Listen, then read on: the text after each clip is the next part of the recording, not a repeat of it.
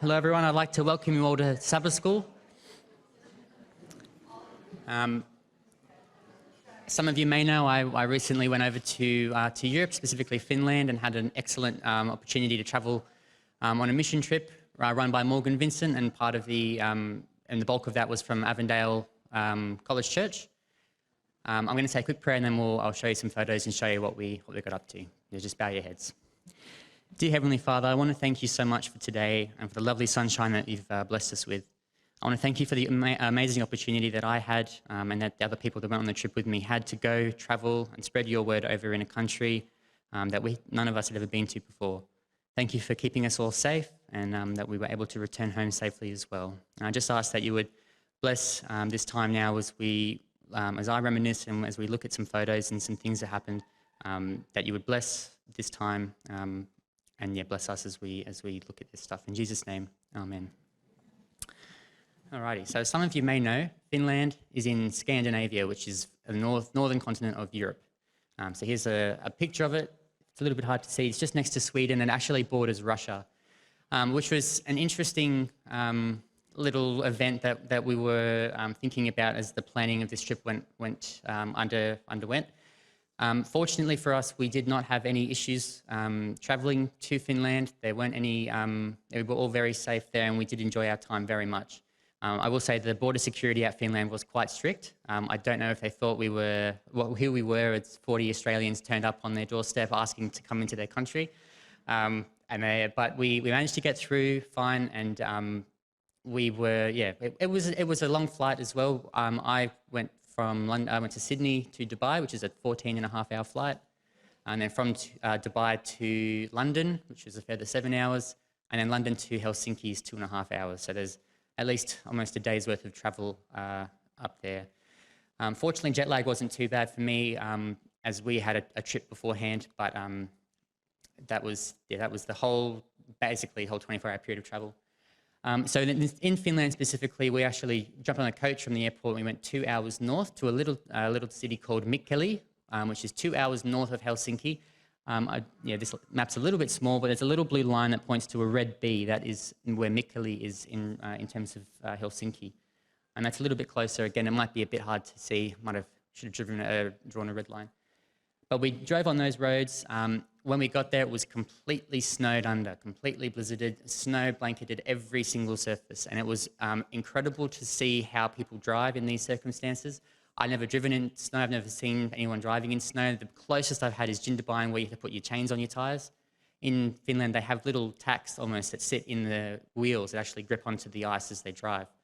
So really amazing experience to actually see what it's like to drive in another country on the right-hand side of the road, as well as dealing with ice and those precarious things. Going on a roundabout on the right side of the road is just something that boggles my mind. We saw, because you always look to the right, there's a car coming, but they don't care because they're looking at the left. So they just go, and it's like, no, don't go. But they know what they're doing, so you just leave it up to the professionals, I suppose.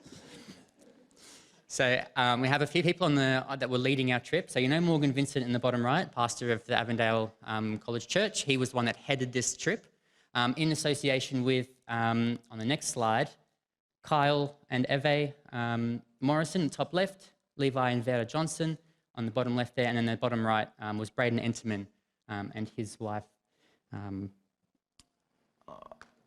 which is Amy. So the three last people I mentioned, Kyle, Levi, and Braden, have each married a Finnish person, and they now live in Finland, which is pretty amazing. It's a very big move. Kyle comes from Willenbar up north, so for him to move, it's quite a long way to go. But they do love it in their country.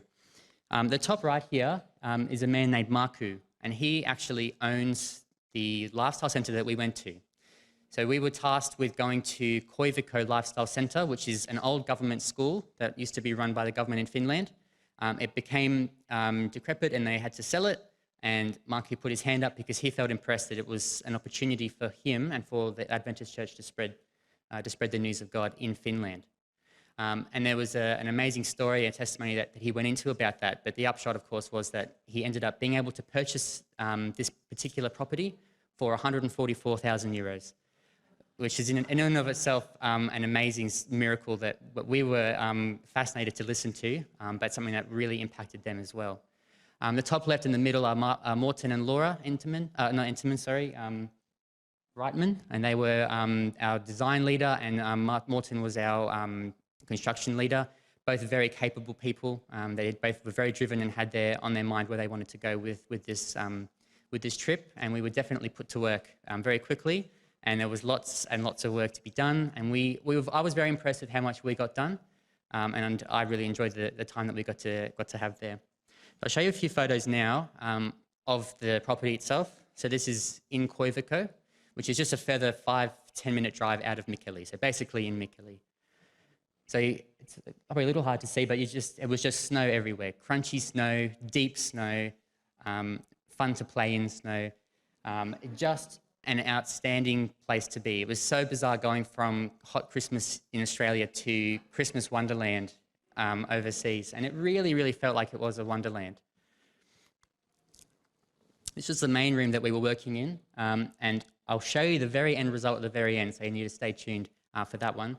But we were tasked, this is in the main building, the very top floor. So there's about 5 or 6 buildings on the site.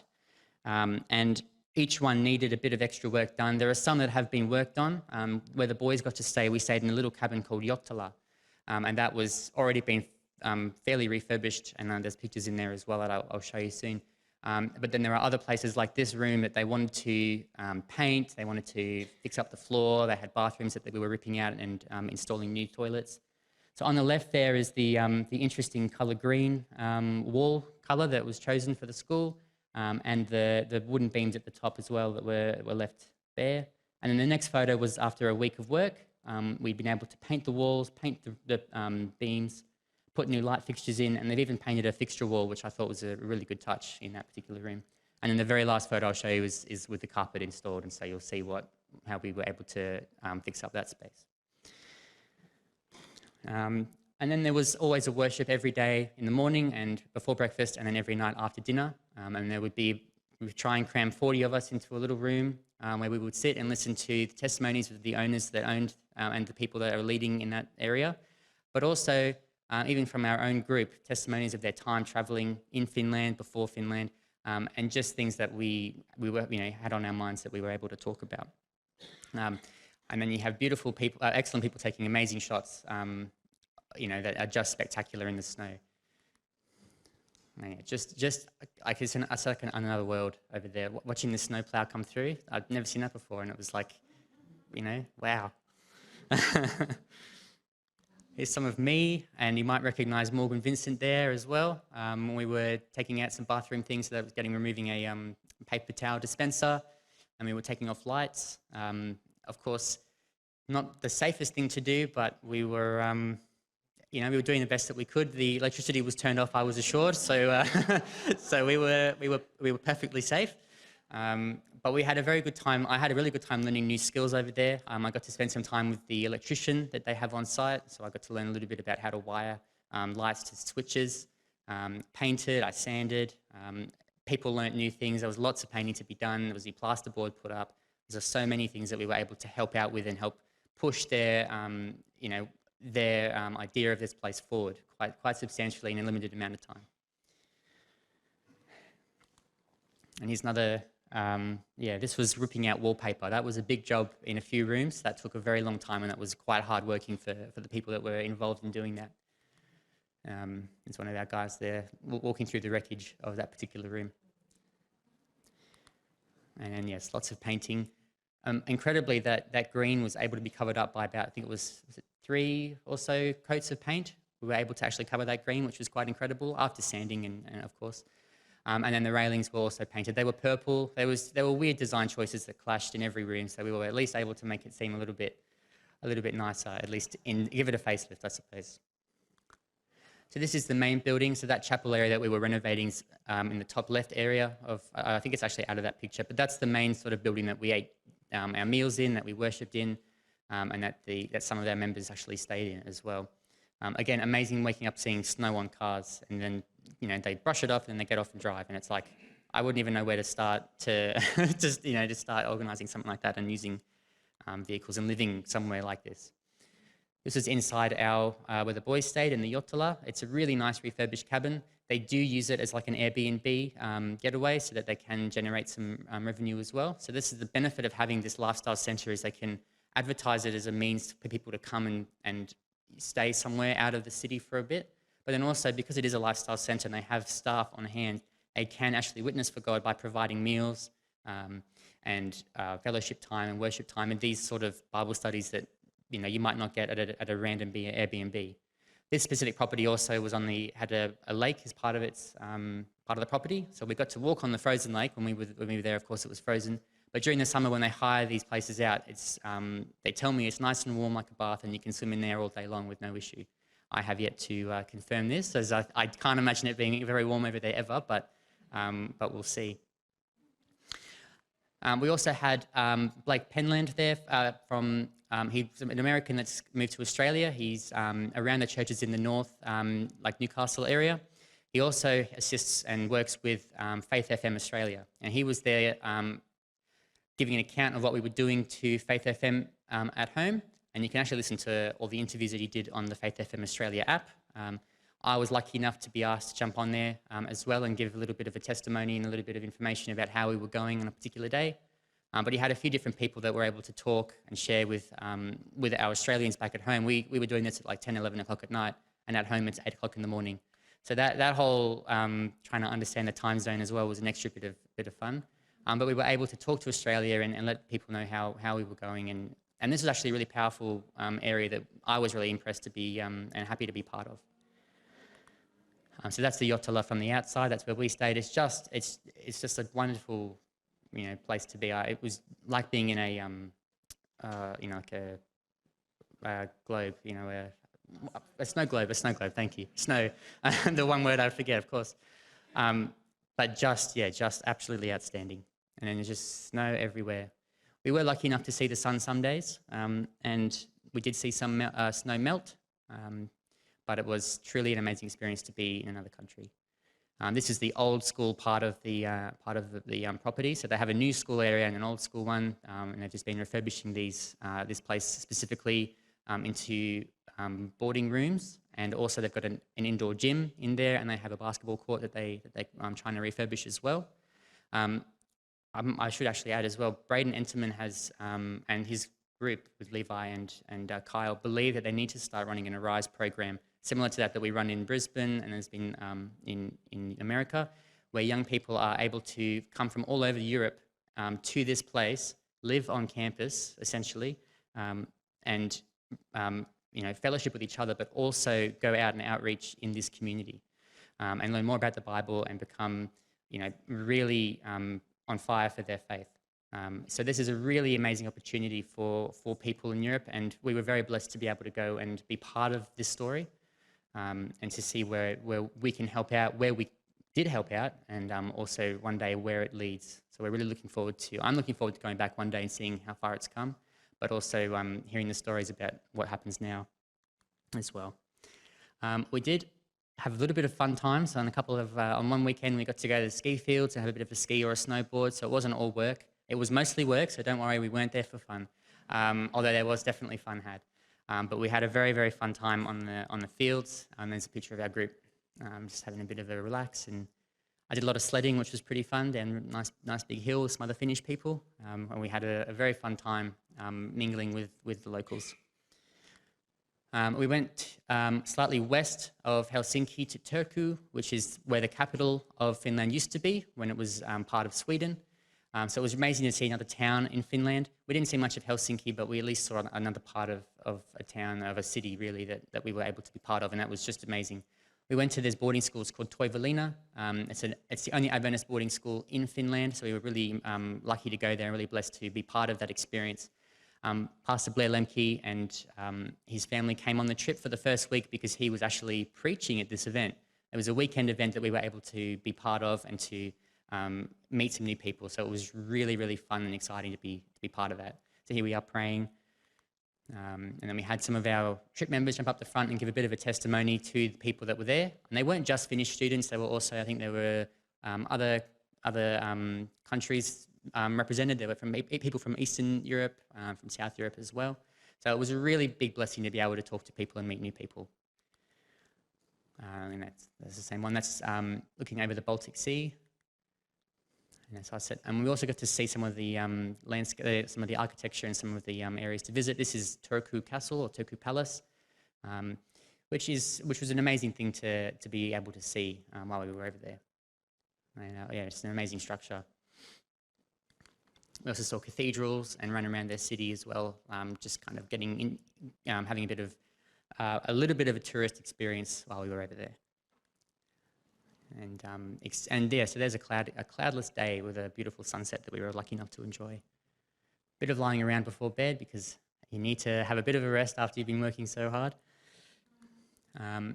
This is the Stella Mall. So they have a mall there called Stella that we were able to outreach in. So some of our members had made little bliss balls that were made out of dates and peanut butter that were sugar-free as a way of showing people in the community an Adventist, or at least a healthy lifestyle using vegetarian products that weren't, that were zero sugar, zero fat, that sort of thing. So I was very lucky to go and to hand these out to people. We also provided a 5 to 10 minute neck massage or back massage there as well, which the Finnish people actually really receptive to. I was a bit skeptical about how that would work because coming from Australia, I don't know if I would be comfortable sitting down and having someone random massage me, but they were quite happy to. And you know what?